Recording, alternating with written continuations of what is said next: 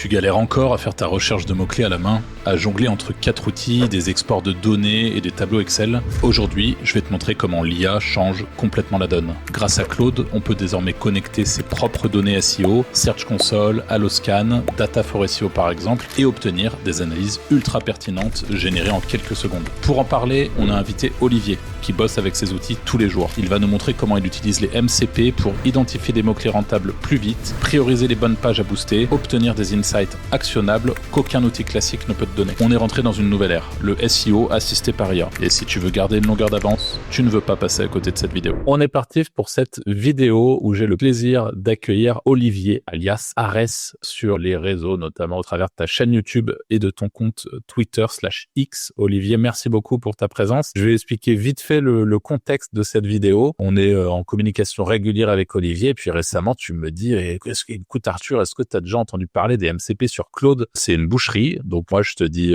non, pas encore. Parle-moi un petit peu de ça. Tu m'as montré le truc, et en effet, c'est absolument incroyable, cette petite fonctionnalité. Donc je me suis dit qu'il fallait absolument qu'on en parle sur la chaîne Les Wizards, et plutôt que de le faire moi-même, je me suis dit, je vais tout simplement inviter Olivier, qui a l'expérience du truc et qui utilise les MCP sur Claude pour son SEO quotidien, de venir nous montrer un petit peu ce que permet ces fameux MCP et ce dont il s'agit. Donc bienvenue sur la chaîne Olivier, on est parti. Yes, merci Arthur pour déjà ton invitation, et très heureux de passer sur la chaîne de Wizard. C'est la petite victoire perso, ça fait du bien.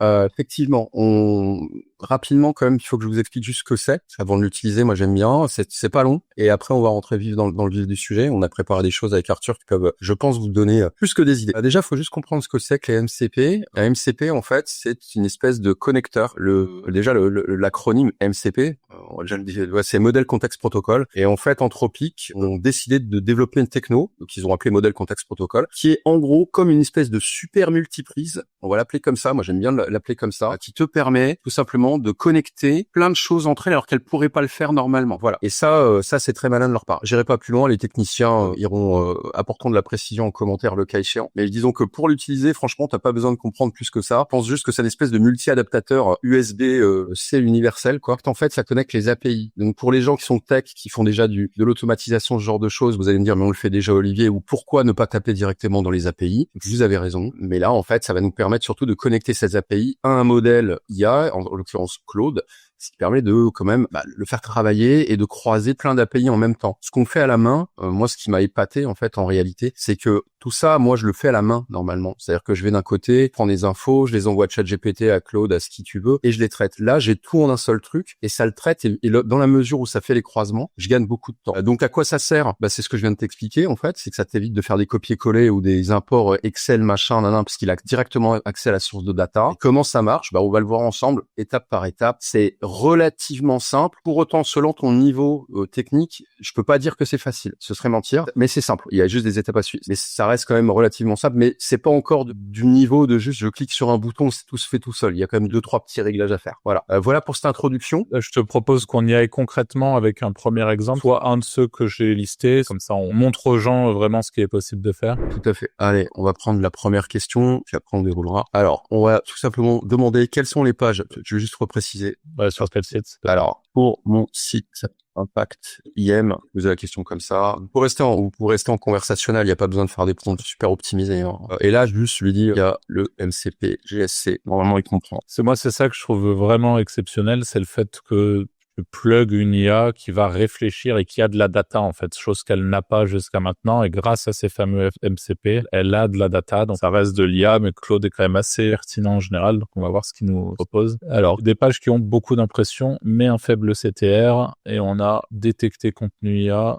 Ok. Refaire complètement le title, description, page prioritaire. Donc, gros volume, CTR pourri. Donc, ça, c'est intéressant parce qu'en très peu de temps, on voit qu'il y a du CTR. Il y a des actions à implémenter et il nous donne des actions concrètes à implémenter pour le coup. Voilà, et surtout, il nous donne direct ce qu'on lui a demandé déjà, mais voilà, les positions, etc. Et ça, c'est la vraie data, je veux dire. D'ailleurs, vous pouvez le vérifier, Des fois, quand vous doutez, c'est pour douter de l'IA quand même, Même quand vous lui donnez les sites, en fait, vous pouvez voir les requêtes. Vous voyez, end date 14 juillet. En fait, vous pouvez voir les requêtes qu'il envoie. En fait, ce qu'il fait, c'est un appel API à la GSC, clairement. Donc, Mais vous voyez, en fait, ce qui peut passer comme paramètre. Voilà. Vous noterez aussi qu'il s'est limité. On lui a pas dit combien de réponses qu'on voulait. Il en a mis 4. Voilà, il a un peu flemmard, Claude, je trouve. Mais voilà, il nous répond très rapidement par rapport à ça. Et ça versus temps de traitement GSC, surtout qu'on sait tous que l'interface de la Google Search Console, elle est vraiment à chier pour trouver des infos et pour les traiter. C'est quand même galère. Bah là, en 30 secondes, on les a. Et après, c'est de la conversation. Automatiquement, alors là, on l'a pas prompté plus que ça parce qu'on lui a demandé une extraction de données. Mais si on avait un prompt un peu plus abouti, en lui donnant un rôle, etc., et en lui donnant peut-être un objectif, il aurait sans doute beaucoup plus approfondi son retour et on va dire son audit, c'est tout à fait possible aussi. Là, on vous laissera quand même améliorer vos prompts et caler ça, mais disons avec une question simple, vous voyez, on a très rapidement les datas et ça, c'est du temps de gagner en fait, c'est surtout ça. En sachant que là, en plus, il nous donne des actions concrètes qui peuvent clairement être implémentées en quelques secondes. Pour moi, là, ça mange vraiment pas de pain d'aller modifier en effet les titres par les titres qu'il nous donne et juste de voir comment ça se passe. Je pense qu'on peut même lui demander dans une semaine, est-ce que les titres, là, on peut lui dire, j'ai modifié les titres, c'est bon. Dans une semaine, je reviendrai te demander ce qu'il en est, est-ce que ça commence à évoluer, est-ce que les changements qui ont été implémentés sont bons, enfin voilà. Par exemple, tu peux le challenger. Là, il te propose des titres, mais je sais déjà que ces titres-là, vu qu'il est allé sur la GSC, donc il a les vraies données. Par contre, les titres qu'il nous propose, c'est pas data drivé. C'est-à-dire qu'on sait pas si les titres, par exemple, ont un volume de recherche, etc. On pourrait lui demander, concernant les titres que tu recommandes, as-tu utilisé Data4 SEO ou Alloscan? En fait, va voir le volume, en fait, sur ces titres,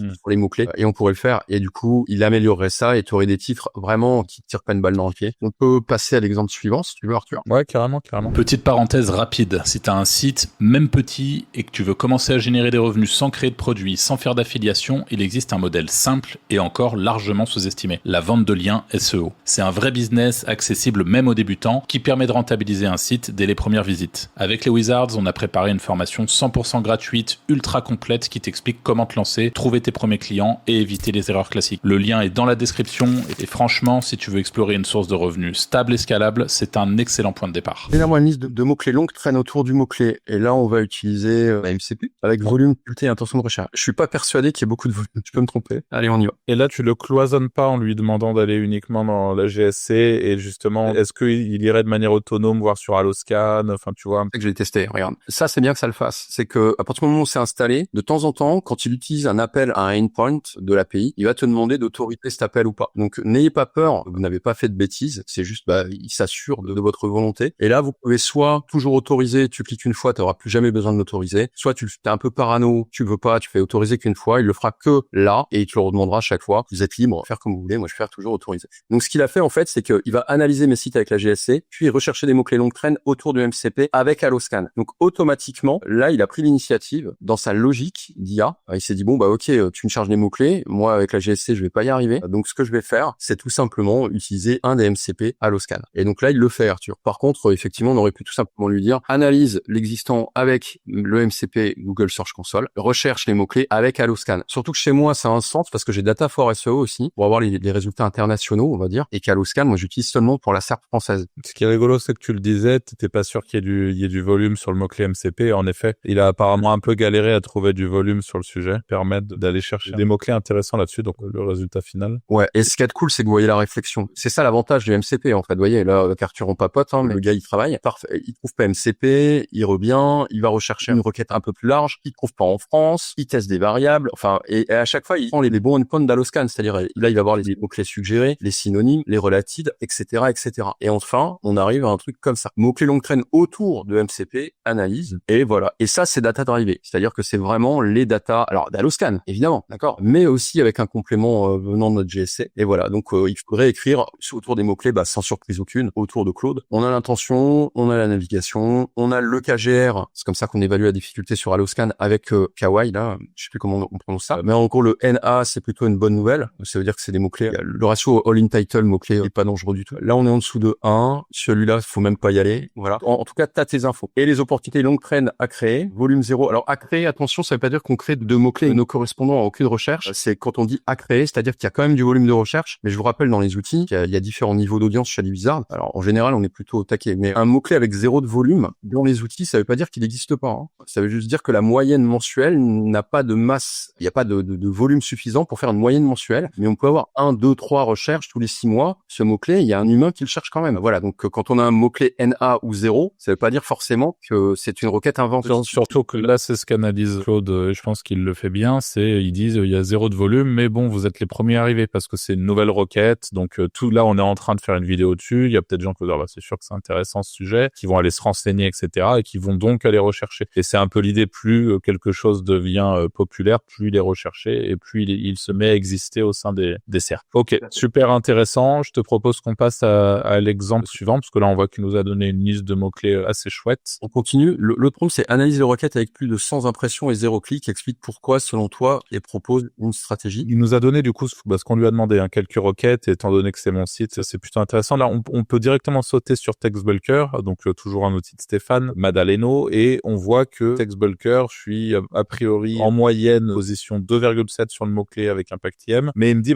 ta position est bonne, mais ton intention a le mismatch. Et ça, c'est super pertinent parce que c'est une réalité. Les gens qui cherchent TextBulker, ils cherchent à aller sur TextBulker, ils cherchent pas un avis sur TextBulker, sinon ça serait sur le mot-clé avis TextBulker par exemple. Et donc par conséquent, j'ai beau être ranké, je n'ai pas de clic parce que c'est pas du tout l'intention, quoi. Et c'est rigolo de voir qu'ici il est ultra pertinent, et je pense qu'il l'est à bien des égards, Claude, et avec cette interprétation très rapide. Détecteur ChatGPT, position moyenne, compétition forte, comment voulez-vous que je fasse du clic en étant 60e en moyenne sur le sujet? En fait, la majorité des sujets c'est ça, sauf SEMrush et Rank Explorer où il y a une position 7, donc ça pourrait générer quelques clics. Et il dit la position elle est correcte, mais le contenu il est pas cliquable. Voilà, donc là encore, ça mérite d'être analysé. Un peu plus bas, on voit pourquoi c'est 0 clic. Il y a à la fois les positions catastrophiques, à la fois le title non attractif. Donc là, l'idée, c'est peut-être de revoir le title de SEMrush versus Rank Explorer. TextBulker, intention de recherche mismatch, il cherche un outil, tu leur donnes un article. Voilà, c'est ça. Il est vraiment pertinent. Donc là, pareil. Là, c'est un petit site en réalité, Impactium, il se passe pas grand-chose dessus. C'est pas un site qui fait beaucoup de trafic. Mais si vous bossez pour un gros site, un site qui a du trafic, etc., et que vous allez envoyer exactement cette même requête pour choper les contenus qui font des impressions mais qui ne font pas de clics, et pour essayer de comprendre comment rapidement régler le problème, ça peut être un super moyen d'avoir des insights ultra pertinents en très peu de temps. Ce fameux MCP GSC plugué là, c'est vraiment top. Qui est gratuit celui-là, je le tiens à le dire. Ouais. Voilà. On va aller, parce que là on dit ok, c'est bien beau, là c'est quand on part d'un site, mais des fois on a en tant qu'éditeur ou que consultant, etc. On a besoin d'analyser à marché en fait. Voilà, pour créer peut-être l'outil, le site, le dispositif, ce que tu veux. Et là ce qu'on peut faire, c'est voici le mot-clé détecteur IA, analyse les 10 premiers résultats et rédige-moi un brief de contenu SEO complet, structure, questions à traiter, mots-clés, secondaires, etc. Analyse les 10 premiers résultats avec Alloscan. Là, je vais juste lui dire, parce que sinon, je suis sûr qu'il va utiliser Data Forest et les data, elles sont moins bonnes. Ouais, ou même qu'il va juste rappeler la SERP comme le ferait ChatGPT et il va même pas utiliser de MCP, non? Parfois, il fait ça aussi, en fait. Donc, normalement, si je dis juste avec Alloscan, il comprend. Voilà, c'est bon. Donc là, vous voyez qu'il passe,